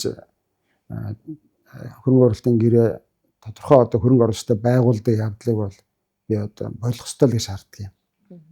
Бүх хүмүүст ижил дэгш нөхцөлийг хангаад ингээ явахгүй бол энэний цаана юу яригдж байгаа нөхөр энэ хөрөнгө оруулалтын гэрээ интерес нь дандаа бид татврын болон үйл ажиллагаа гэдэг юм уу эрх зүйн орчны доктортой байдлыг амладаг. Өөрөөр хэл тэр гэрээний дагуу бид нар дараа нь татвар үйлээ өөрчилж чадахгүй. Өөрчилсөн тэр нөгөө компанид үйлчлэхгүй ч гэдэг юм уу те. Бид бүр татвар үйл ажиллагаанд нөлөөлөх хуулийг өөрчилж чадахгүй байдалд орж байгаа байхгүй. Сая Ороногийн гэрээн дээр ч гэсэн одоо татврын орчин доктортой болно гэж байгаа боловч үндсэндээ хууль зүйн орчин доктортой байх одоо тийм агуулгатай заалт бас нэлээдгүй орцсон харагдаж байгаа байхгүй. Тийм учраас ийм байдлаас аль зайс хийгээд явах болов гэж дотор харж байна. Тэгэлээ яг маш их баярлаа. Дараагийн асуултаар бид нөгөө нэг өмнөх ярианы явцад дурдгдсан ESG хөрөнгө оруулалтын талаар асууя гэж бодож байна. Тэгэхээр доктортой хөгжил байгууллагч нийгэм засаглал гэдэг энэ чиглэлээр Монгол улсад ямар эргэцэн боломжоо шинээр нэгдэж ийнэ чавж ийнэ. Тэгээ сая бас эндээ доктор дурдлаа л да. Нөгөө докторчлтын асуудлаар. Тэгэхээр энэ асуудал бас энэ доктортой хөгжилтэй бол шууд холбоотой байгаа. Өөрөөр хэлбэл би түрүүнд дурджсэн бид нар бол одоо илүү либерал буюу хөрөнгө оруулагчийг цэвэр хамгаалсан тогтолцооноос илүү одоо тэнцвэртэй ийм тогтолцоо руу дэлхийд даяар бол шилжчихсэн. За энэ хүрээнд бол олон улсын одоо гэрээ конвенцуудаа бол шинжилж байгаа. Загвар одоо хөрөнгө оруулалтын хэлцээрүүдийг шинжилж байгаа. Тэгээд эндээ одоо ямар өөрчлөлтүүд гарч ийн гэхээр тэр хөрөнгө оруулагч бол байгаль орчны болон одоо хүний эрхийн чиглэлийн засаглалын чиглэлийн одоо жишээ нь авилга өгөхгүй байх хэрэгтэй хөрөнгө оруулагч тийм ээ. Ямар нэгэн хөрөнгө оруулалтын гэрээ байгуулахын төлөө. Тэгэхээр иймэрхүү үүргүүдийг одоо нийтийн эрх зүйн үүднээс иймэрхүү үүргүүдийг одоо хүлээдэг болж ийн гэсэн үг. Тэгэхээр бол энэ бол өөрөө нөгөө хөрөнгө оруулагч бол одоо зөвхөн бизнесийн гэхээс илүү давхар ийм нийгмийн одоо үүргүүдийг хүлээдэг, нийгмийн хариуцлагатай болохыг бол шаардсан ийм эрх зүйн орчин манад бол одоо ингээ бүрдэж эхэлж байна. За энийг бол бид нэг талаасаа бас хөрөнгө оруулалтын хуулиараа тодтогдох шаардлагатай, нөгөө талаасаа бас олон улсын гэрээнүүдэд энийг бас тусгах шаардлагатай байгаа. За ингэснээр бол энэ нөгөө хөрөнгө оруулалтын гэрээнүүдийг бид нар одоо энэ үүднээс нь тайлбарлаад явах юм бол нөгөө тогтворжилт гэдэг маань зөвхөн одоо татврын хувь хэмжээндээ л яригдах болохоос биш тэр нөгөө байгаль орчны эсвэл одоо татврын одоо бусад эрх зүйн орчин сайжруулах тийм ээ энэ асуудал дээр бол энэ тогтворжилт бол одоо хамаарахгүй байх хэрэгтэй. Өөрөөр хэлбэл энэ бол нийтийн эрх ашигын үүднээс хууль тогтоогчоос хэрэгжүүлэх бүрэн эрх нь. Тэгээ энэ хүрээнд нь бол бид нар одоо хөрөнгө оруулалтын гэрээг бол харж тайлбарлаж доктортой хөгжлийн одоо үзэл баримтлалаар хөрөнгө оруулалтын орчныг бол харах ёстой гэдгийг бол энэ зайлшгүй дурдмаар байна. За хөрөнгө оруулалтын одоо ESG гэж яриад байгаа доктортой хөгжил одоо хөрөнгө оруулалтын орчинд маш одоо өрмөц одоо шинэлэг байдлаар нөлөөлж байгаа. Тэр нь юу вэ гэхээр энэ хүрээнд бол одоо ногоон санхүүжилт гэдэг ийм нөхцөл одоо болцоонууд бол дэлхийд даяар бол үүсэж байна. Байгаль орчны энэ одоо асуудлуудыг шийдэхин тулд хөрөнгө оруулагч нарт бол одоо ESG-ийн маш тодорхой ийм нөхцлүүдийг бол тавьдаг болсон байна тийм ээ. Тайлагналахыг ялангуяа томоохон хөрөнгө оруулагч нар их хамааралтай. Европын холбоо жишээ нь одоо хөрөнгө оруулагч нарт зориулсан ийм удирдамжуудыг жишээ нь баталсан. За ингэснээр бол томоохон хөрөнгө оруулагч заавал нөгөө ESG-ийн буюу байгаль орчны хүний эрхийн засаглалын ийм одоо үйл ажиллагаа явуулах, энэ дээрээ тайлагнах үүрэг хүлээж байгаа. За энэ үүргийг бас давхар одоо хөрөнгө оруулалтын гэрээнүүд тусгах. За нөгөө талаараа бас энийг дагаад тэр хөрөнгө оруулагчийн харьцаж байгаа одоо худалдан авалтууд байна шүү дээ тийм ээ, procurement гэж ярьдаг. Энэ худалдан авалтан дээр нь бас одоо нийлүүлж байгаа компаниуд дээр бас тавьж байгаа. Жишээ нь одоо юу гэдгийг Европын холбоотой харьцаж байгаа хятад компани Монголын компаниас одоо жишээ нь нүүрс өөр бусад одоо бүтээгдэхүүн авч ивэл Монголын компани ч гэсэн ийм үүргүүд орж ирж байна. За энийг дагаад бид нар бас одоо юу гэдгийг байгаль орчин, экологийн чиглэлээр, хүний эрхийн чиглэлээр, засаглалын чиглэлээр илүү хариуцлагатай болох ийм одоо шаардлагууд үүсэж байгаа. Одоо манайд бол энэ байгаль орчны асуудал илүү одоо эргээр хөгжих ийм нөхцөл болцоо нэг талаас хандлага бий болж байгаа гэдгээр бол сайн чиг хандлага гэж харж байгаа. Нөгөө талаараа мэдээж энэ бол бас болцоонуудыг авчирж байгаа түрүү хэлсэн тэр байгаль орчны уур амьсгалын өөрчлөлтөөс үүдээд одоо хідэн тэр умаар нь тийм ээ хөрөнгө оруулалт ийшээ цутгагдчихээн. Өөрөөр хэлбэл одоо нөгөө ногоон санхүүжилт гэдэг ийм хүрээнд одоо иймэрхүү төслүүдэд томоохон хөрөнгө оруулалтын сангууд түрүүний дурдсан тэр Норвегийн сан ч гэдэг юм уу одоо энэ томоохон сангууд хөрөнгө оруулалт хийж байгаа байхгүй. Өөрөөр хэлбэл байгаль орчинд ээлтэй ийм одоо бүтээгдэхүүн үйлчлэгээнд бол хөрөнгө оруулалт олоход болцоонд бол нээлттэй болж ийн гэсэн. Тэгэхээр энийг бол бид нар их одоо сайн ашиглах нь зөв гэж харж байна. Өөрөөр хэлбэл энэ чиглэлийн хөрөнгө оруулалтуудыг ямар одоо технологи байна тийм ээ. Жишээ нь одоо бид нар уул уурхай уул уурхай бүтээгдэхүүн гаргадаг юм ус учраас уул уурхай салбар дахь байгаль орчинд ээлтэй ямар одоо технологийн дэвшлүүд бий болсон бэ? Энийг жишээ нь одоо бий болгоход одоо юу гэдгийг зээл авах ийм болцоонд бол гарч ирж байна гэж харж байна. За нөгөө талаасаа одоо хөрөнгө оруулалтын бусад ногоон санхүүжилтгээд ийм одоо бусад төслүүдийг санхүүжүүлэх зөндөө одоо ийм болцоонд гарч байна. Тэгэхээр энэ дээр бид нар хөрөнгө оруулалтын цаашдынхаа бодлогыг одоо чиглүүлээд энэ чиглэл рүү зээл авах, хөрөнгө оруулагч нарыг татах ийм болцоонуудыг нэлээд сайн ашиглах нь зөв юм болов уу гэж бодож байна. Маш баярлалаа. Сайхан багшийн хувьд Манай Монгол улс чинь үндсэндээ уул уурхайн салбараараа нэлээд дамгаас эдийн засгтай байна л та. Тэгээ гадны хөрөнгө оруулалт гэсэн одоо бараг 70-80% нь уул уурхайн салбарт орж ирж байгаа. Тэгээ уул уурхайн салбар их онцлог нөгөө энэтэй холбогдоод ялангуяа байгаль орчны асуудал их хөндөгддөг. Дээр нь орон нутгийн хөгжил, орон нутгийн иргэдийн одоо хөлмөр эрхлэл гэдэг юм эдийн засгийн хөгжил гэдэг тийм маш нэлээд яригддаг. За дээр нь мэдээж уул уурхай дагсан одоо олон зөвшөөрлөлтөй холбоотой учраас төрийн хүнд суртал, төрийн зохицуулалт яригдэн тэрийг дагаад бас төрийн одоо байгууллагуудын бас юу гэдэг нь хүнд суртлыг дагсан авилгын одоо үйлдэлүүд бас байх магадлал айгүй өндөртэй. Тийм учраас саяны ярьдаг ESG гэдэг бол үнэхээр манай улсад айгүй чухал. Гэхдээ зөвхөн яг энэ юу гэдэг нь байгаль орчин тэгээ одоо нийгмийн асуудлын засаглалтай холбоотой асуудлыг тусгаалan хууль гаргах юм хөрөнгө оруулалтын хууль гэрээ одоо яг зохицуулж болно. Гэхдээ энэ бол нэг тийм гол асуудал гэж харахгүй байгаа. Тэгэхээр бид нэр шинэ компани кодекс гэдэг ялангуяа хөрөнгөний мэргэжтэй байдаг компаниуд санхүүс болохоор ингээд зөвлөмж жуулгаа гаргацсан тийм кодекстэй адилхан бас ийм кодексүүд аяга гараад ирсэн. Тэгэхээр энд бол зөв компаниуд өөрсдөө сайн дураараа нэгдээд үйл ажиллагаагаа тэр зарсамжинд нийцүүлээд юм уу ингээ явах нь илүү зөв шаардж байгаа. Манайд бол хангалттай энэ чиглэлийн хуулиуд нь байгаа байхгүй юу? Нийгмийн асуудал, ажиллахтай тэмцэх, за тэгээд одоо байгаль орчныг хамгаалах гэдэг. Тэр чинь ялгаагүй тэр хинч байсан тэр хууль заасан үүргийг хүлээн штэ. Энэ зүгээр юм тренд гэдэг юм уу юм хандлага болох. Заавал энийг дахиад энэ зөрүүлээд хуулиа өөрчлөхгүйгээр харин байгаа хуулиудаа бид илүү одоо мөрддөг. Дээр нь компаниуд өөрөө илүү сайн дурын үндсэн дээр одоо юу гэдэг те харилцагтай бол урхагдахтай адилхан энэ одоо ийм софт лоо баягаар энийг хэрэгэлдэг энэ жишг рүү явах нь би зөв гэж хараад байгаа. Түүнээс одоо бүх юмыг баглаад багцлаад хуулиар зохицуулна гэдэг энэ хандлагаас одоо бид салмаар байгаа хөө. Одоо байгаа хуулийг одоо бол зөв хэрэгжүүлдэг. Тэр хэрэгжүүлэх төрийн байгууламж хэрэгжүүлдэг өөрсдөө. Тэр нь компаниудаа бас тэр шаардлага тавьж чаддаг. Компаниуд нь өөрөө тийм бизнесийн соёлтой болох асуудал байгаа байхгүй.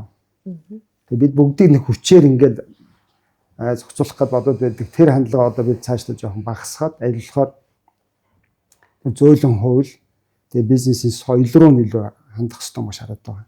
Яг дээр нэмэт хэлэхэд бол яг одоо сая сүүлийн улс төрийн нөхцөл байдлаас хамаарат зарим улс орнууд гэсэн бас ногоон бодлогоо бас зөөлж байна. За манай тухайд бол одоо юу гэнтэй бид их нүүрсний станцуудаа байрах нэлээд хүндрэлтэй байлаа шүү дээ. Тэгэхээр зөв одоо бид зарим зүйл бас хэтрээ туйлширч бас болохгүй шаард байгаа. Тэгэхээр бид нэр өөрсдийнхөө Монгол улсынхаа бас нөхцөл байдлыг харах хэрэгтэй. Эдийн засгийнхаа хувьд зарим үед ногоон одоо эдийн засгч өөр их үнэтэй тусаад байдаг. Одоо Европ бол бас тэрнээсээ болоод бас нэлээд хүндрэлтэй байдалд орж шүү дээ. Тэгэхээр зэрэг бас энийг бас урт хугацаанд харж бас яаран одоо нэг тийм хөгжилтэй орнуудыг даахгүй манайч бас хөгжиж байгаа улсын хувьд бол бас арай нэг бодлого арай өөрөөр тодорхойлж явах хэрэгтэй болов. Өөрөөр хитрхи туйлширч бас болохгүй мал гэдэг санаа хэлэх гээд байгаа. Тэглээ яах юм маш баярлалаа. За одоо подкастын сүүлийн асуултыг асууя. Энэ агуулгын хүрээнд ерөөдөө манай Монгол Улсын нөхцөл байдал яхаар уул уурхай бол хөрөнгө оруулалтын дийлэнх хувийг нь эзэлж байгаа. Тэгэхээр хөрөнгө оруулалтын орчныг илүү солонгоржуулах чиглэлээр бид ямар бодлого баримтлах хэрэгтэй болоо олон улсын сайн туршлагаар та бүхэн хуваалцах боломжтой юу? Алтан гэрэл судалгаа хийснээр сайн мэдж байгаа баг тийм сайн туршлагыг. Пакистаны нэлээд сайн судалсан. Ер нь бол энэ юуны хувьд хараад байхад маш тодорхой тууштай ийм бодлогоор л одоо эдийн засгийг бол одоо төрөлжүүлэх ийм үйл ажиллагаа явдгийм байна. Тэгээд энэ дээр бол одоо юу гэдгийг бид нар одоо ингээд үе шатаа харах юм бол ямар ч байсан эхний суурьудаа бол сайн тавьдсан эрх зүйн орчин болон одоо суурийн нөхцлүүдээ бол ер нь бол босгочод байна. Одоо бол бид нар дараагийн одоо сэргэлтийн ийм чиглэл рүү орох ийм болцоотой байна гэж хараад байна л да. Тэгэхээр энэ сэргэлтийн бодлого гэдэг нь бол юу вэ гэхээр тэр гадаадын хөрөнгө оруулалтын хувьд одоо энийг эдийн засгаа одоо босгох ийм гол хэрэгсэл болох хэрэгтэй юм байна. Өөрөөр хэлбэл түрүүн хэлсэн энэ одоо хөрөнгө оруулалтаас бид нэг талаас л хөрөнгө оруулалтын энэ орчноо одоо их чөлөөтэй дээр нь одоо хөгжих, урамшуулах, хөгжих бололцоог сайн нээж өгөөд, дэмжиж өгөөд за ингээд гадаад дотоодын хөрөнгө оруулалтыг маш идэвхтэйгээр одоо тодорхой салбаруудад оруулаад за ингээд эдийн засгийн гол салбарууд болон дид бүтцтэй энэ юмнуудаа бид нар одоо дараагийн 5 жил хийх ёстой юм байна. Энэ дээр бол ерөөсөө эргэлт буцалт байхгүй хийх ёстой гэж бодож байна. Тэгжиж бид нар нөгөө нэг талаасаа тэр бусад салбар руу уул уурхаагаас бусад салбар буюу тэр түрүүний хэлсэн нэг бол одоо ногоон хөгжил, ногоон эдийн засаг гэдэг энэ байгаль орчинд ээлт технологиудыг дэмжих. За хоёрдугаар урсгал нь аялал жуулчлал байна те манад бол за хөдөө аж ахуй байна. Хөдөө аж ахуйн бүтээгдэхүүнийг яаж олон төрлөөр нь гаргах уу, бүтээгдэхүүнүүдийг бий болгох уу, өрсөлдөөнийг яаж хангах уу те. За дээрэс нь одоо бусад шинээр гарч иж байгаа хөрөнгө оруулалт хамгийн их орж ирж байгаа салбарууд дэлхийд даяар бол технологийн салбар болсон. Ерөөсөө гадаадын хөрөнгө оруулалт бол одоо ерөөсөө технологи руу орж байна. Хиймэл оюун руу орж байна. Хөрөнгө оруулалт бол ерөөсөө технологи руу, захимжилт руу орж байгаа учраас бид нар энэ дээрээ маш сайн дид бүтцийн төслүүд рүү хөрөнгө оруулалт татах хэрэгтэй гэж бодож байна. Тэгжиж энэ нөгөө эдийн засаг маань илүү одоо солонгорох нөхцөл нь бүрдэнэ. Эдийн засаг зүгээр байж байгаа мэдээ солонгорохгүй юм байлээ. Ерөөсөө энд чинь яг тодорхой үе шаттайгаар алсын одоо зорилго маань энэ байна гэж хараад тэгээ яг үе шаттайгаар энийг яг тууштай хийх хэрэгтэй юм л дээ. Тэгжиж нөгөө эдийн засгийн суур дид бүтцээ бий болгоод ийшээгээ хөрөнгө оруулах бусад одоо салбар руугаа хөрөнгө оруулалтаа хийгээд ингэж одоо хүч хөрөнгө хайжиж энэ салбармууд маань босч ирнэ. За ингэж борч ирж нөгөө энэ бусад салбар маань уул уурхайн салбар шигэ яг одоо ачаал үүрэх хэмжээнд хүрж байгаа. Тэгэхээр Казахстан улс жишээ энэ дээр бол нэг тод жишээ болж юм л да. Өөрөөр хэлбэл сүүлийн одоо 5-аас 10 жилийн хугацаанд эдийн засаг нь бол солонгороод яг одоо бид нартай яг адилхан нөгөө уул уурхайн бүтээгдэхүүнээс хамааралтай байсан ийм л одоо эдийн засаг байсан. Гэтэл одоо яаж юм гэхээр яг одоо бараг 40-50% нь бусад салбар болж хөгжиж орж ирсэн байна. Тэгэхээр энэ дотор нөгөө гар manufacturing буюу одоо үйлдвэрлэл тийм ээ химийн үйлдвэр бусад одоо үйлдвэрлэлийн салбар бусад одоо салбарууд руу ингээд асар их хөрөнгө хайж босгож ирж дэмжиж улс нь бол энэ дээр айгүй бодлоготой явж ирсэн бэл. За дээрэс нь бол энийг хийхдээ түрүү хэлсэн тэр баялагын сан бол асар чухал үүрэгтэй. За баялагын сангийн үүрэг одоо манад ингээд шинэ үндсэн хуулиараа бид нар үндсийн баялагын сантай болсон. Өмнө ч гэсэн тодорхой орлогууд хийж исэн. Гэхдээ мөнгө нь бол өөр одоо хөгжлийн хөрөнгө оруулалтын зорилгоор зарцуулагдаагүй илүү хүмүүст бэлэн мөнгө тараасан байдлаар зарцуулагдсан. Тэгэхээр бид нар одоо яг энэ хөгжлийн дид бүтцийн зүйлүүдийг л одоо дэмжиж хөрөнгө оруулалтаа хийж бусад энэ салбаруудаа босгож эдийн засгаа хүчрхэгжүүлж ижил эдийн засаг маань босно үхээс биш ганц хоёр салбар ингээд дайгдаад яваад ах ямарч бололцоогүй. За ингэж бид нар босгох нэ гэдэг нь бол харагдаж байгаа. Дээрээс нь энэ дээр одоо үндсний баялагын сан бол асар чухал үүрэгтэй. Энэ дээр бол засаглалын болон одоо ёс зүйн хувьд их чухал кодексүүд нь байх ёстой. Тэгжиж энэ баялагын сангийн одоо мөнгийг зөв зарцуулах, зөв хяналттай ийм байдлаар бол зарцуулах нь бол асар чухал. Энийгээрээ бол бид нар хуулиараа зохицуулаад явах ёстой гэж харж байна. За бас нэг чухал зүйл бол энэ олон улсын одоо ийм санхүүгийн төв гэдэг ийм зүйл бол одоо байх нь их чухал юм байна. Ингэжээж нөгөө хөрөнгө оруулагч нар одоо Монголд ирэх дуртай ирээд ингээд одоо наазах нь хөрөнгө оруулалтын ийм одоо санхүүгийн ийм үйлчлэгээнүүдийг авах болцоотой тийм ээ. Жишээ нь энэ зээлүүд нь олон төрлийн зээлүүдийн их үүсвэр байж гин маргааны нь одоо жишээ нь арбитр гэдэг ингээд айгүй шуурхай бөгөөд шударгаар шийддэг англи хэлтэй ийм арбитрийн байгууллага байж ах хэвээр. За дээр нь одоо өөрийнх нь уул уурхайн болон бусад бүтээгдэхүүнийг ингээд арилжаалах болцоотой ийм одоо хөрөнгийн бирж ажиллаж ах хэвээр тийм ээ. Хоёр дахь зах зээл ингээд явж ах хэвээр ч гэдэг юм. Ингээд иймэрхүү санхүүгийн үйлчлэгээ болон хөрөнгө оруулалтын сонирхлыг бус нутагтаа бий болгох хэрэгтэй. Ялангуяа бид нар бол уул уурхайн чиглэлээр дагнсан эхний ээлжинд иймэрхүү сонирхлыг бол бий болох бүрэн болцоотой гэж бодож байгаа. За ингэсний дараагийн үе шатны жишээ нь ингээд одоо бүс нутгийн хэмжээнд бусад салбаруудаа ингээд дагаад бий болгох. Ингэж нөгөө Монгол руу одоо сонирхлыг бий болгоно, ийшээ урсгалыг бий болгоно тий. Энэ ажлууд чи ингээд зэрэгцээд яг тогтвортой ингээд авч явж явах хэрэгтэй юм байл. Тэгжээж нөгөө энэ эдийн засаг маань солонгорох, төрөлжих энэ нөхцөл маань бол одоо бодиттойгоор бий болно гэж харж байна. За тэгэхээр яг маш их баярлалаа.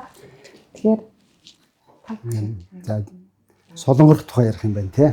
За тэгэхээр 2012 онд энэ сонгуульд гарсан нам ялаад тэр үед эдийн засгаас солонгоруулах гэдэг тийм бодлого барьж ирсэн. Одоо хэдэн жил болж байна? 23 жил. Тэгээ солонгорсон юм одоо байхгүй гэж харж байна л та.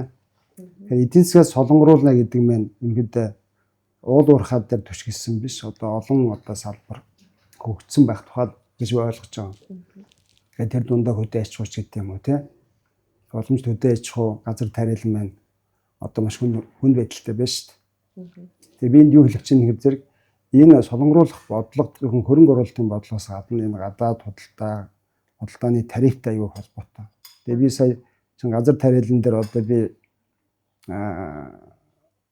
бид ч бас юу гэдэг те импортын дотороо тэглээл үндсэндээ газар тариалан минь хүнд байдалд орлоо гэж шүүмжлээд байгаа шүү дээ. Тэгээ одоо Оросоос ерөнхий сайд урд бодоо нийлүүлэх чигээ явж байгаа жишээ нэ. Энэ ч нөгөө солонгоруулах бодлого биш байхгүй юу? Тэгээ энд сайн юу хэлэх гээд нөхөр ерөөсөө тэр бодлого өөрөө яг тогтвортой байх хэрэгтэй. Тэр аль нам гарахаас үл хамааран Монгол бол нэг болсон. Тэгэхээр тэрний цаана нөгөө би яаж хөрөнгө оруулалтын бодлогоос гадна тэр тарифын бодлого бид бас давхар хамтдаа авч явах хэрэгтэй. Өөрөөр хөдөө аж ахуй газар тариалан ингээд дэмжиж ивэл ийшээ хөрөнгө оруулалтыг бид дуутгах хэрэгтэй. Тэр хүмүүст одоо дөрөвний хэлж байгаа тодорхой зүйлүүдийг амлаж болно. Тэг яг зөвхөн бид газар тариалан хөдөө аж ахуйд хөрөнгө оруулахыг сонирхол байгаа бол. Тэгэхээр би засан газар тийм том бодлого харахгүй нэг ерөнхийдөө чинь зүгсэн хүнсний хувьсгал гэдэг том юм яриад яваад байна л да. Гэхдээ нөгөө үр тариач ч өөр тийм байдалд ороод байна шүү дээ. За нөгөө талдаа энэ сонгоруулах бодлогын одоо бас нэг дараагийн одоо анхаарах зүйл бол түрүүн Алтан гэрэл доктороос хэлж байна л да. Ялангуяа шинэ одоо дэлхийн хэмжээнд өрсөлдөхөж том салбарууд байна. Шинэ түрүүний ядгаар одоо IT-ийн чиглэлээр манайхан болцоо байна уу байна. Бид хэдээр далаад гарцууч гэсэн одоо IT-ийн чиглэлээр ажиллах одоо тийм болцоо байвал тэрийг яаж дэмжих вэ? Тэрний одоо үйлчлэгээ бид нар яаж аутсорсинг байдлаар гадагш нь гаргах вэ? Өөрөөр хэлбэл үйлчлэгээ экспорт нь гаргах гэдэг тухай яриад байна шүү дээ. Тэгэхээр тэрийг бид яаж дэмжих юм бэ гэдэг чинь маш тодорхой байх хэрэгтэй. Тэгээ тийм бодлого бас шууд харагдахгүй байгаа байхгүй. Тэгэхээр тэрийг дэмжнэ, тэгнэ гэдээ одоо ингэ бид зорилттой тавь явах хэрэгтэй. Ийм нь одоо олон жилийн өмнөөс бид газар зүйн байрлалаа ашиглаад одоо юу гэдэг нь тэвэл логистикийн одоо төв болъё. Тэр дунд агаарын тээвэрч гэдэг юм гээд зөндөө олон жил ярьлаа л да. Одоогоо бид тэвэл логистикийн төв байтугай дархан Улаанбаатараа замыг шатаа ингээд дуусгаагүй сууж байгаа байхгүй. Энэ бол бодлого дутаад байна л гэдэг. Энийгээ дэмжсэн одоо нөгөө хөрөнгө оруулалтын одоо бодлогуудаа явуулах хэрэгтэй гэж хараад байгаа. За дараагийн нэг зүйл болохоор зэрэг сая бас ихэн айгуу чухал зүйлийг хөндлөө. Санхүүгийн төв болгох. За тэгээд нөгөө шинэ одоо би Хонконгийг авахгүй бол Хонконг бол өөрөө санхүүгийн төв, маргаан шийддэг төв, дээр нь одоо ялангуяа офшор компаниудад том үйлчлэгээ үзүүлдэг те. Тэгээд айгуу том тийм цэвэр конторт хийдэг ажлууд тоххой дандаа. Тэгээ манайх бол одоо Хятад Оросын дунд байрлаж байна. Тэгээ Хятад Оросод хоёр том одоо ийм үйлчлүүлэгч байх магадaltaй байдаг. Тэр төвүүдийг бид бас байгуулах тийм тэрүүд үйлчлэгээний бизнесд орох гэдэг шүү дээ. Тин ч нөгөө хууль зүйн үйлчлэлүүд айгу дагалдаж маш их орж ирнэ. Тэгээ магадгүй тэрийгээ дагаад бид нар одоо яаралтай тэр юу гэдэг нь тусгай одоо бүс байдаг юм уу? Тэр нөгөө чөлөө тодолдооны бүс гэж яриад байгаа ш. Алтан болыг яриад хэдэн жил болж байна. Зам үүдээр хэдэн жил болж. Ерөөсөө ажил нь явахгүй. Тэр одоо өөр яадаг тэр ажлуудыг одоо яаралтай хийх хэрэгтэй баг. Тэр манай төрийн бодлогоч өөр ингэж тэр бодлоготой тууштай биш байна. Тэгэхээр ингэ солонгорох бодлого чинь ингэ ихтэй явахгүй байгаа юм л та. Тэгээ би одоо хамгийн сүүлд нь солонгоруулах бодлого руу одоо бид хөрөнгө оруулалтаа чиглүүлэхийн одоо нэг чухал зүйл бол одоо бид нар олон жил төрийг харж байгаа. Манай төр одоо эдийн засгийн оролцоо их өндөр байгаад байгаа байхгүй. Энэ төрийн оролцоо ерөнхийдөө хязгаарлаж багасханбар байна. Аль болохоор нөгөө хувийн хөвшилдээ энэ боломжуудыг олох юм бол төрөөсөө илүү хурдан шийдвэр гаргана, төрөөсөө илүү өрнүүлээд ажиллаж чадж байгаа байхгүй. Одоо тэр баялагын сан одоо би санаа зовоод байгаа. Тэр ямар шиг байдлаар хаашаа яаж явах, менежмент нь хаана очих юм. Менежментийн гадны менежментийн компанид өгж магадгүй юм ярьж байна тий. Тэр хөрөнгө оруулалт нь хаашаа зөв зарцуулагдах уу. Тэгээ илүүтэй хувийн хөвшлээ илүү дэмжсэн одоо тийм бодлого бид барихгүй бол ерөнхийдөө төрийн одоо энэ хүн суртал, төрийн одоо энэ докторгүй байдал, төрийн албан хаагчдын одоо зөвхөн явцад ирэх шиг үүднээс энэ бүхэн чинь явчих гээд байгаа байхгүй. Тийм учраас маш товчтой бол аль болохоор одоо тэгээ эдийн засгийн хувьд хувийн хөвшлээ дэмжсэн.